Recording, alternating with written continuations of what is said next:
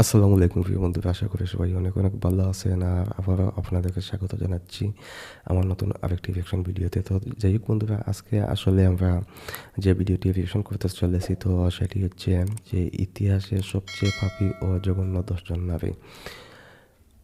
তো আমরা আসলে প্রথমেই দেখতে পাচ্ছি যে থাম্বনেইলে যেটি আছে 4 জন নারীর ফটো দেওয়া আছে এবং বিস্তারিত অবশ্যই আমাদেরকে ভিডিওতেই দেখতে হবে। যাই হোক বন্ধুরা, আসলে সময় আর নষ্ট না করে চলুন আমরা ভিডিওটি দেখা শুরু করে দিই, এবং অবশ্যই মূল ভিডিওর লিঙ্ক পেয়ে যাবেন ডিসক্রিপশন বক্সে, চাইলে আপনারা সেখান থেকেও দেখে নিতে পারেন। সব থেকে বেশি পাপ করেছিল এবং এই সকল নারীদের কথা পবিত্র কুরআনে উঠে এসেছে। এদের পাপ এতটাই বড় ছিল যে এদের ব্যাপারে কুরআনে উল্লেখ করা হয়েছে। তাছাড়া এই সকল নারীদেরকে আল্লাহ সুবহানাহু ওয়া তাআলা এমন শাস্তি দিয়েছে যা পরবর্তী প্রজন্মের জন্য একটি শিক্ষা হয়ে থাকবে। আপনারা জানলে অবাক হবেন, এই সকল নারীরা এতটাই পাপী ছিল যে তারা আল্লাহর নবী রাসূলকে হত্যা করেছিল। তাছাড়া এই সকল নারীরা এতটাই খারাপ ছিল যে আপনি ভিডিওটি সম্পূর্ণ দেখলে বুঝতে পারবেন। ভিডিওটি সম্পূর্ণ দেখার পর আপনি নিজে বলতে বাধ্য হবেন যে আমার শত্রুর কপালেও যেন এইরকম নারী না পড়ে। তো ভিডিওটি 1 সেকেন্ডও স্কিপ করলে আপনি অনেক কিছু মিস করে যাবেন। তো প্রথমে রয়েছে আতালিয়া। কুরআনে বর্ণিত সব থেকে পাপী নারীদের মধ্যে একজন নারী হচ্ছে আতালিয়া। হযরত ইলিয়াস আলাইহিস সালামের সময় রানী ছিলেন এই মহিলা। এই রানী ছিল জেজাবেলের কন্যা। এই মহিলা দেখতে অনেক সুন্দরী ছিল, এর পাশাপাশি তিনি অনেক অহংকারী ছিলেন এবং আতালিয়ার বিবাহ হয়েছিল পার্শ্ববর্তী দেশের রাজার সাথে। এই মহিলা আল্লাহর ইবাদত করা বাদ দিয়ে বিভিন্ন দেবতার পূজা করতে শুরু করে। হঠাৎ তাদের দেশে একটি কাবিলা আক্রমণ করে এবং সবাইকে বন্দী বানিয়ে নিয়ে যায়। এই আক্রমণে আতালিয়ার হাজবেন্ড একটি গুহায় লুকিয়ে পড়ে। সেই কাবিলার লোকজন আতালিয়া এবং তার মেয়েকে বন্দী করে তাদের সাথে নিয়ে যায় এবং সেই গোত্রের লোকজন আতালিয়া এবং তার মেয়ের সাথে শারীরিক অত্যাচার করে এবং এরপর তাদেরকে ছেড়ে দেয়। সেই কওমের হাত থেকে মুক্তি পাওয়ার পর রানী আতালিয়া দেবতাদের পূজা ছেড়ে দিয়েছিল এবং একমাত্র আল্লাহর ইবাদত করতে শুরু করেছিল। কিন্তু এই পরিবর্তন তার মধ্যে স্থায়ী ছিল না। 1 বছর পর সে আবারও কাফের হয়ে যায় এবং দেবতার পূজা করতে শুরু করে। রানী আতালিয়ার একটি পুত্র ছিল যার নাম ছিল আহাজিয়া। রানী তার পুত্রকে নিজে হত্যা করেছিল এবং তার উদ্দেশ্য ছিল তার রাজ্য একাই পরিচালনা করবে। তার সন্তানকে হত্যা করার পর সে তার রাজ্য একাই পরিচালনা করতে থাকে। এরপর তার রাজ্যের ক্ষমতা ধরে রাখার জন্য সে একের পর এক তার পরিবারের সদস্যকে হত্যা করতে থাকে। তার অত্যাচার থেকে তার একটা নাতি বেঁচে গিয়েছিল এবং তার ওই নাতি হয়েছিল তার সাম্রাজ্যের রাজা, আর মানুষজন তাকে রাজা হিসেবে মেনে নিয়েছিল এবং তার সেই নাতি একটি মজলিসে সবার সামনে আতালিয়াকে হত্যা করেছিল। আর এটাই ছিল রানী আতালিয়ার পরিণাম। এরপরে রয়েছে হযরত লূত আলাইহিস সালামের স্ত্রী। ইতিহাসের সব থেকে পাপী নারীদের মধ্যে একজন নারী হচ্ছে হযরত লূত আলাইহিস সালামের স্ত্রী। ইরান এবং ইসরায়েলের মাঝখানে অবস্থিত বর্তমানে যে মৃত সাগর রয়েছে সেখানে হযরত লূত আলাইহিস সালাম বসবাস করতেন এবং বর্তমানে এই সাগরে কোনো জীবজন্তু বসবাস করে না। কিন্তু অনেক বছর আগে এই জায়গাটি ছিল সম্পূর্ণ শস্য শ্যামলে ভরা। অন্যান্য স্থানের মানুষেরা তাদের রিজিক সন্ধানের জন্য এই জায়গাতে আসতো। এই জায়গাটি অনেক উর্বর ছিল। এটাই সেই জাতি ছিল যে জাতির কাছে আল্লাহ সুবহানাহু ওয়া তাআলা হযরত লূত আলাইহিস সালামকে প্রেরণ করেছিলেন। অবাক করা বিষয়টি হচ্ছে এই জাতির গুণাগুলো সব থেকে আলাদা ছিল এবং তারা সব থেকে বেশি গুনায় লিপ্ত থাকতো। এই জাতিরা এমন গুনাহ করত যেই গুনাহ পৃথিবীর ইতিহাসে আর কোনো জাতি করেছিল না। এই জাতির প্রত্যেকটি মানুষ সমকামিতা ছিল। তারা পুরুষের সাথে পুরুষ এবং নারীদের সাথে নারী অবৈধ সম্পর্কে জড়িত ছিল। হযরত লূত আলাইহিস সালামের স্ত্রীর নাম হচ্ছে বাইলার। তিনি একজন নবীর স্ত্রী হওয়া সত্ত্বেও এই জাতির সাথে লিপ্ত ছিল। তিনি লূত আলাইহিস সালামের সাথে অভিনয় করতেন, কিন্তু ভেতরে ভেতরে তিনি সমকামিতাকে প্রশ্রয় দিতেন। এই নারীর থেকে হতভাগা নারী আর কে হতে পারে? তিনি সারা জীবন আল্লাহর নবীর সাথে জীবনযাপন করেও হেদায়েতের রাস্তায় আসতে পারেনি। লূত আলাইহিস সালাম যখন তার জাতিকে বোঝাতে পারল না এবং অনেক চেষ্টা করার পর কেউ লূত আলাইহিস সালামের কথা শোনেনি, তাই আল্লাহ সুবহানাহু ওয়া তাআলা তার ফেরেশতাদেরকে মানুষের রূপ দিয়ে লূত আলাইহিস সালামের কাছে পাঠিয়েছিলেন এবং তারা হযরত লূত আলাইহিস সালামের ঘরে মেহমান হিসেবে এসেছিল। লূত আলাইহিস সালামের স্ত্রী এই খবরটি তার কওমের কাছে দিয়ে দিল। এতে করে কওমের সব লোক লূত আলাইহিস সালামের ঘর চারিদিক থেকে ঘিরে ধরেছিল। সেই কওম দাবি করেছিল লূত আলাইহিস সালামের ঘরে যে যুবকেরা রয়েছে তাদের সাথে তারা শারীরিক সম্পর্ক করবে এবং লূত আলাইহিস সালামকে তারা বলেছিল যে তাদের হাতে ওই মেহমানদেরকে তুলে দিতে। তখন আল্লাহর ফেরেশতা আল্লাহর কাছে দোয়া করলো এবং আল্লাহ লূত আলাইহিস সালামকে বললেন একটি নির্দিষ্ট জায়গায় চলে যেতে, কারণ এখন এই জাতির উপরে আযাব নাজিল হবে। লূত আলাইহিস সালাম তার বাড়ির পেছন দিয়ে পালিয়ে যেতে লাগছিলেন, আর যখনই তিনি পালিয়ে যাচ্ছিলেন তখন আকাশ থেকে ভয়ঙ্কর পাথর এবং আগুন এসে পড়েছিল। লূত আলাইহিস সালাম তার পরিবারকে নিয়ে পালিয়ে যাচ্ছিলেন, কিন্তু লূত আলাইহিস সালামের স্ত্রী তার কওমের লোকজনদের ছেড়ে যেতে চাচ্ছিল না। সে বারবার পেছনে ফিরে তাকাচ্ছিল। আল্লাহ লূত আলাইহিস সালামকে বলেছিলেন পেছনে ফিরে না তাকাতে, কিন্তু তার স্ত্রী বারবার পেছনে ফিরে তাকাচ্ছিল, যার কারণে সেও এই আযাবের শিকার হয়। লূত আলাইহিস সালামের স্ত্রী পুরোপুরি পাথর হয়ে যায় এবং বর্তমানে লূত আলাইহিস সালামের এই স্ত্রী পাথরের মূর্তি এখনো রয়েছে। বর্তমানে এটিকে লূত ওয়াইফ পিলার বলে ডাকা হয়। লূত আলাইহিস সালামের স্ত্রীর কথা বাইবেল এটা এখনো আছে, এত বছর পরে আসলে এটি আছে।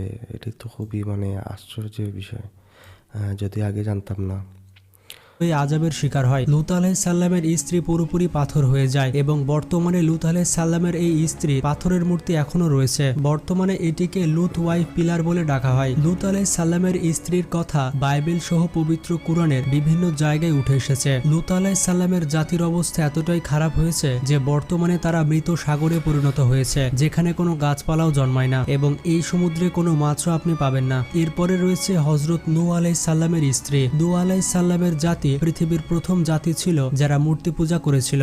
নূহ আলাইহিস সালামের জাতি এতটাই খারাপ ছিল যে তারা নিজেদের মানুষদের মূর্তি তৈরি করত এবং তাদেরই পূজা করত। এই জাতির কাছে আল্লাহ সুবহানাহু ওয়া তাআলা হযরত নূহ আলাইহিস সালামকে প্রেরণ করেছিলেন, কিন্তু এই জাতি ছিল সবথেকে অবাধ্য এবং সবথেকে বেয়াদব জাতি। তারা নূহ আলাইহিস সালামের কোনো কথাই শুনছিল না, এমনকি তারা নূহ আলাইহিস সালামের উপর পাথর মেরেছিল এবং তাকে তার ঘর থেকে বের করে দিয়েছিল আর তাকে কোনো সাহায্য করেছিল না। এমনকি নূহ আলাইহিস সালাম আল্লাহর দাওয়াত দিলে তাকে ভরা মজলিসে পাথর মারা হতো। নূহ আলাইহিস সালামের উপর এত অত্যাচার করা হতো, তার কারণ হচ্ছে তার স্ত্রী এইসব কাফেরদের সাথে যুক্ত ছিল। নূহ আলাইহিস সালামের স্ত্রীর নাম ছিল বালেগা এবং ইতিহাসে সবথেকে পাপী নারীর মধ্যে তিনি অন্যতম। তিনি শুধুমাত্র কাফের ছিলেন না, তিনি প্রকাশ্যে কাফেরের মতো চলাফেরা করতেন। সে সবসময় নূহ আলাইহিস সালামের বিরুদ্ধে চক্রান্ত করত এবং তার জাতির সাথে মিলে নূহ আলাইহিস সালামের ক্ষতি করত। অনেক চেষ্টা করার পর যখন হযরত নূহ আলাইহিস সালাম কাউকে আল্লাহর পথে নিয়ে আসতো, তখন সেই ব্যক্তির কথা নূহ আলাইহিস সালামের স্ত্রী তার কওমের কাছে গিয়ে বলে দিত। তখন সেই জাতির লোকজন ওই ঈমান আনয়নকারী ব্যক্তির উপর নানাভাবে অত্যাচার করত এবং তার জীবনকে অতিষ্ঠ করে দিত। এমনকি নূহ আলাইহিস সালামের একজন পুত্র ছিল, সেই পুত্রকেও নূহ আলাইহিস সালামের স্ত্রী কাফেরদের দলে ভিড়িয়ে নিয়েছিল। নূহ আলাইহিস সালামের স্ত্রীর কথা আল্লাহ পবিত্র কুরআনে বেশ কয়েকবার বলেছেন এবং এর বিস্তারিত বর্ণনা বাইবেলেও রয়েছে। এরপর যখন আল্লাহ নূহ আলাইহিস সালামের কওমের উপর সেই বিশাল প্লাবন পাঠিয়েছিলেন, তখন নূহ আলাইহিস সালামের স্ত্রী এবং তার সন্তান এই বন্যাতে ভেসে গিয়েছিল। নূহ আলাইহিস সালাম তার সন্তান এবং স্ত্রীকে ওই বিশাল জাহাজে উঠা নেয়নি। আল্লাহর আদেশে বিশাল জাহাজ কিভাবে তৈরি হয়েছে এবং কিভাবে বন্যা হয়েছিল সেটা তো আপনারা কম বেশি সকলেই জানেন। তো যাই হোক, নূহ আলাইহিস সালামের স্ত্রী এবং তার সন্তান সেই বন্যার পানিতে পুরোপুরি ধ্বংস হয়ে গিয়েছিল। তো এরপরে রয়েছে দেলাইলা। পৃথিবীর ইতিহাসে সব থেকে পাপী নারীদের মধ্যে রয়েছে বেলাইলা। এই নামটি পুরো পৃথিবীব্যাপী বিখ্যাত ধোঁকা দেওয়ার জন্য এবং অভিনয় করার জন্য। এই নারী ধোঁকা দিতে এবং অভিনয় করতে ছিল এক্সপার্ট। এই নারীর কথা শুধুমাত্র বাইবেলে আসেনি, অনেক হাদিসের ভেতরে এই নারীর কথা উঠে এসেছে। হযরত মুসা আলাইহিস সালামের মারা যাওয়ার পরে বনি ইসরায়েল যখন আমালিকা গোত্রের গোলাম হয়ে যায়, তখন আল্লাহ এই কওমের মধ্যে একজন শক্তিশালী ব্যক্তি পাঠিয়েছিলেন। এই ব্যক্তি এতটাই শক্তিশালী ছিল যে তার কাছে 200 মানুষ কিছুই ছিল না। বনি ইসরায়েলের হাতিয়ার হয়ে উঠেছিল এই ব্যক্তি। এই ব্যক্তি আমালিকা গোত্রকে প্রায় ধ্বংস করে ফেলেছিল। যখন এই ব্যক্তি আমালিকা গোত্রকে ধ্বংস করে ফেলেছিল, তখন সেই গোত্র চিন্তা ভাবনা করলো এই শক্তিশালী ব্যক্তিকে অন্যভাবে পরাস্ত করার জন্য। তখন সেই জাতি ওই শক্তিশালী ব্যক্তিকে কাবু করার জন্য তাদের গোত্রের সব থেকে সুন্দর এবং সব থেকে বিপজ্জনক মেয়ে দেলাইলাকে তার পিছে লাগিয়ে দেয়। এরপর সেই শক্তিশালী ব্যক্তি ওই মহিলার সরলতা এবং সৌন্দর্যতার প্রেমে পড়ে যায়। তখন ওই শক্তিশালী ব্যক্তি তার এই শক্তির উৎস সম্পর্কে ওই মহিলাকে বলে দেয়। ওই ব্যক্তি মহিলাকে বলেছিল তার শক্তির উৎস রয়েছে তার চুলের মধ্যে। এরপর এক রাতে দেলাইলা সুযোগ বুঝে ওই শক্তিশালী ব্যক্তির চুল কেটে ফেলে। তার চুল কেটে দেওয়ার কারণে তার শক্তি নষ্ট হয়ে যায় এবং ওই জাতি তার উপর আক্রমণ করে এবং সেই শক্তিশালী ব্যক্তির দুটো চোখকেই উপড়ে ফেলে দেয়। সেই শক্তিশালী ব্যক্তিকে তারা বন্দী করে নেয় এবং জেলে বন্দী করে রাখে। যখন সেই জাতি উৎসবে মেতেছিল, তখন ওই শক্তিশালী ব্যক্তি আল্লাহর কাছে তওবা করে। আল্লাহর কাছে তওবা করার কারণে ওই ব্যক্তির যে শক্তি ছিল সেই শক্তি আবারও ফিরে আসে। ওই ব্যক্তিকে যে পিলারের মাঝখানে বেঁধে রাখা হয়েছিল, সেই ব্যক্তি 2 হাত দিয়ে সেই পিলারকে ভেঙে ফেলেছিল। গিয়েছিল এবং এত বড় বড় পিলার ভেঙে ফেলার কারণে সম্পূর্ণ বিল্ডিং ধসে গিয়েছিল এবং দেলাইলা সহ ওই কওমের বেশিরভাগ মানুষই এই দুর্ঘটনায় মারা গিয়েছিল। এরপরে রয়েছে জেজাবেল। পৃথিবীর সব থেকে পাপী নারীদের মধ্যে একজন হচ্ছে জেজাবেল। লেবাননের এক রাজার মেয়ে ছিল জেজাবেল। বনী ইসরায়েলের অনেক মানুষকে গাফেল করেছিল এই জেজাবেল। সে মূর্তি পূজা করত এবং মানুষকে মূর্তি পূজা করতে উৎসাহিত করত, এমনকি সে তার স্বামীকেও মূর্তি পূজারি করে নিয়েছিল। তার সময়কালে যারা আল্লাহর উপর ইবাদত করত তাদের সবাইকে অত্যাচার করত এই মহিলা। অবাক করার বিষয়টি হচ্ছে এক ব্যক্তি আল্লাহর ইবাদত করার জন্য এই মহিলাকে দাওয়াত দেয়, কিন্তু শুধুমাত্র দাওয়াত দেওয়ার জন্য এই মহিলা ওই ব্যক্তিকে বল্লম ছুঁড়ে মেরে ফেলেছিল। এই সময় বনী ইসরায়েলের উপর আল্লাহ নবী হিসেবে পাঠিয়েছিলেন ইলিয়াস আলাইহিস সালামকে। পরবর্তীতে এই মহিলার অবস্থা অনেক খারাপ হয়ে যায়, এমনকি এই মহিলার লাশ কুকুর এবং শিয়ালরা ছিঁড়ে ছিঁড়ে খেয়েছিল। এরপরে রয়েছে হেরোডিয়াস। পৃথিবীর সব থেকে পাপী নারীর মধ্যে একজন হচ্ছে হেরোডিয়াস। এই মহিলা এতটাই পাপী ছিল যে আল্লাহর এক নবীকে হত্যা করেছিল। এছাড়াও আরেকজন মহিলার নাম হচ্ছে উম্মে জামিল। উম্মে জামিল হচ্ছে আবু লাহাবের স্ত্রী। পৃথিবীর সব থেকে পাপী নারীর মধ্যে একজন হচ্ছে উম্মে জামিল এবং উম্মে জামিল রাসূল সাল্লাল্লাহু আলাইহি সাল্লামের উপর কিভাবে অত্যাচার করেছিল তা তো আপনারা সকলে জানেন। তো ইতিহাসে কত পাপী নারী ছিল এবং তাদের পরিণাম কত ভয়াবহ হয়েছে তা তো আপনারা দেখতে পেলেন। তো এই ভিডিও থেকে কিন্তু আমাদের অবশ্যই শিক্ষা গ্রহণ করতে হবে এবং যেমনটা আমি সবসময় বলি, আপনারা যতই ব্যস্ত থাকুন না কেন নামাজ পড়তে কিন্তু অবশ্যই ভুলবেন না, কারণ নামাজ হচ্ছে জান্নাতের চাবি। ভালো থাকবেন, সুস্থ থাকবেন, টেক কেয়ার, আল্লাহ হাফেজ। তো যাই হোক বন্ধুরা, আসলে আমরা দেখে নিলাম ইউনিক ফ্যাক্ট ইউটিউব চ্যানেল থেকে কোরআনে বর্ণিত ইতিহাসের সবচেয়ে জঘন্য 10 জন নারী। তো আসলে আমি যে কথাটি আসলে বলতে চাই, ভিডিও শেষে আমরা ভিডিওটি দেখেছি, সেখানে দেখলাম যে নারীদের কথাই আসলে আলোচনা করা হয়েছে। তো তারা আসলে প্রত্যেকেই যেমন ক্ষমতাধর ছিলেন, সম্পদশালী ছিলেন, তেমন রূপে গুণে তারা সুন্দরীও ছিলেন। এবং 2 জন নারীর কথা